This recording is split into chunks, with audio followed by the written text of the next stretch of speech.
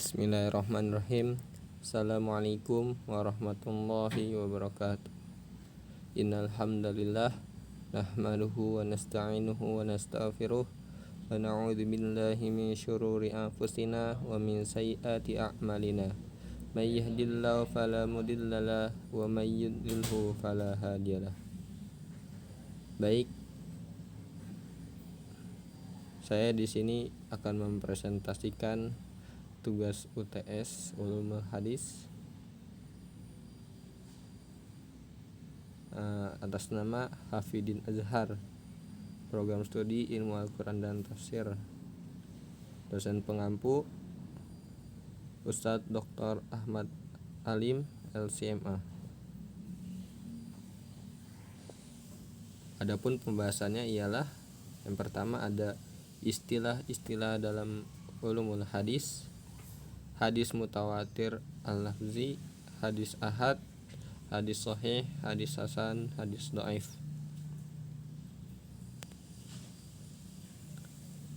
Adapun istilah dalam ulumul hadis, yang pertama ilmu mustalah hadis, yang kedua ilmu isnad, yang ketiga ilmu riwayah, keempat ilmu dirayah, kelima ilmu asar, enam ilmu mustalah ahli atsar. Adapun ilmu dirayah menetapkan sah atau tidak sahnya apa yang ditetapkan dan disampaikan Nabi SAW. Hadis dinisbatkan sampai kepada kita ada beberapa klasifikasi. Yang pertama hadis mutawatir, yang kedua hadis ahad. Adapun hadis mutawatir ialah hadis yang lafaz para perawi itu sama, baik hukum maupun maknanya. Adapun hadis maknawi lah hadis yang lafaznya berbeda tapi dari segi maknanya sama. Adapun hadis ahad ialah hadis yang perawinya tidak sampai mutawatir, hanya disampaikan personal. Ada kalanya ada satu orang, dua orang, atau tiga orang, akan tapi tidak sampai mutawatir. Adapun jika satu orang perawinya ialah disebut namanya dengan hadis gharib. Jika dua orang hadis aziz, jika tiga orang ialah hadis masyhur. Hadis, kita masuk ke pembahasan hadis sahih. Hadis yang bersambung sanadnya dan tidak syad dan tidak ada illah. Adapun orang yang meriwayatkannya adalah orang yang kuat hafalannya, adil, benar dan dapat dipercaya. Adapun syarat-syarat hadis sahih ialah yang pertama sanadnya bersambung, yang kedua rawinya adil, yang ketiga rawinya dobit, maksudnya hafalannya kuat. Adapun keempat selamat dari syad dan illah. Kita masuk ke hadis hasan.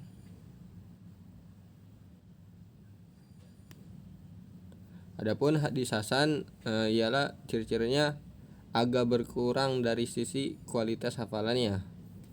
Kualitas hafalannya agak turun, maka hadis itu menjadi hasan.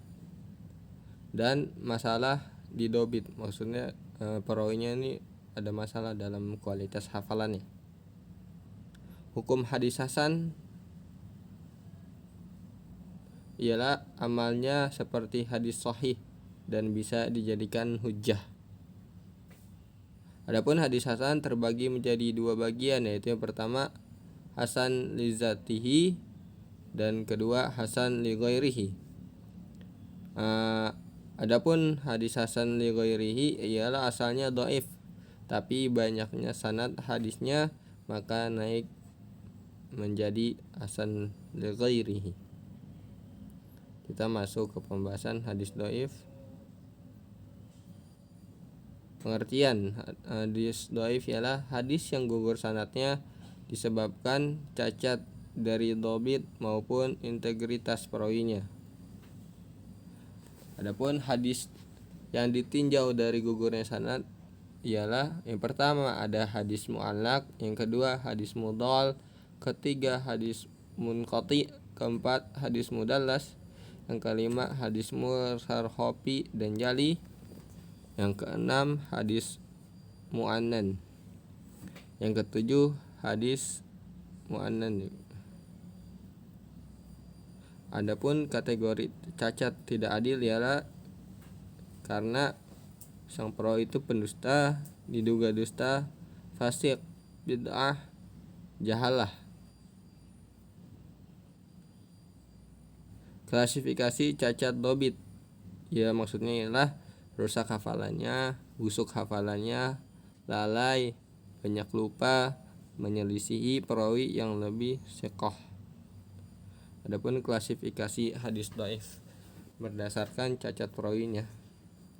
Ada hadis mu'allaq, ya pengertiannya ialah setiap hadis yang tidak disebutkan rangkaian sanadnya dari awal sanad, baik satu orang rawi yang tidak disebutkan, dua rawi maupun lebih, yang terpenting perawi hadis tidak disebutkan dari awal sanad.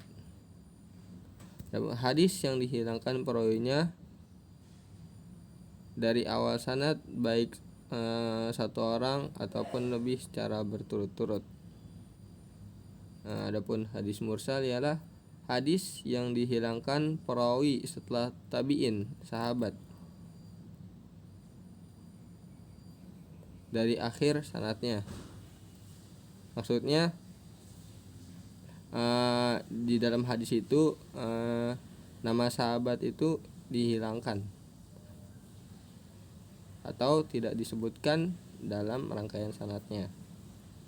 Adapun kita masuk ke hadis mudhal ialah hadis yang dalam rangkaian sanadnya terdapat dua perawi yang dihilangkan secara berturut-turut. Jadi jika ada perawi ini banyak, maka dua perawi ini dihilangkan, tapi syaratnya harus berturut-turut.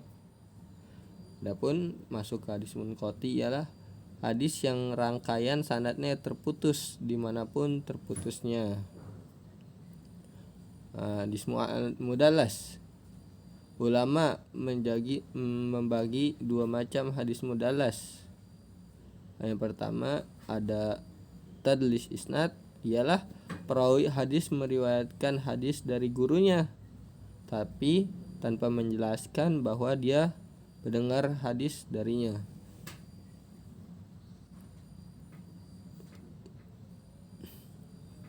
Adapun tadlis suyukh ialah seorang perawi meriwayatkan hadis yang didengar dari gurunya tapi tidak disebutkan guru tersebut, nama guru tersebut dengan julukan yang tidak populer. Tujuannya supaya tidak dikenal oleh orang lain karena takutnya gurunya ada masalah. Makanya di dalam periwayatan ini gurunya ini disebutkan dengan sebutan nama yang tidak populer sehingga orang tidak mengenalnya. Adapun hadis mursal khafi ialah perawi meriwayatkan hadis dari orang yang semasa dengannya tetapi sebenarnya dia tidak mendengar hadis itu darinya. Jadi dia mengaku-ngakui seperti saya dengar hadis ini dari beliau, tapi sang perawi ini tidak mendengar hadis itu secara benar. Wallahu a'lam bishawab. Mungkin sekian presentasi dari saya. Mohon maaf jika banyak kekurangan. Billahi taufik wal hidayah. Assalamualaikum warahmatullahi wabarakatuh.